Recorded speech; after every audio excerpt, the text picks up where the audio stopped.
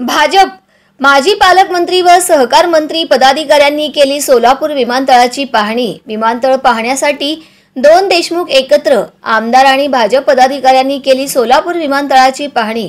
माजी पालकमंत्री आमदार विजयकुमार देशमुख आणि माजी सहकार मंत्री आमदार सुभाष देशमुख, भाजपा शहराध्यक्ष नरेंद्र काळे यांच्यासह भाजपा पदाधिकाऱ्यांनी शुक्रवारी सोलापूर विमानतळाची पाहणी केली। या प्रसंगी भाजपाचे सरचिटणीस पांडुरंग दिड्डी, सरचिटणीस रोहिणी तळवळकर, सरचिटणीस विशाल गायकवाड, भाजपाचे जिल्हा उपाध्यक्ष रामप्पा चिवडशेट्टी, माजी सभागृह नेते संजय कोळी, प्रसाद कुलकर्णी यांची या प्रसंगी प्रमुख उपस्थिती होती। विमानतळाच्या कामाबाबत यावेळी समाधान व्यक्त करत आमदार आणि भाजपा पदाधिकाऱ्यांनी केंद्र आणि राज्य शासनाचे आभार मानले।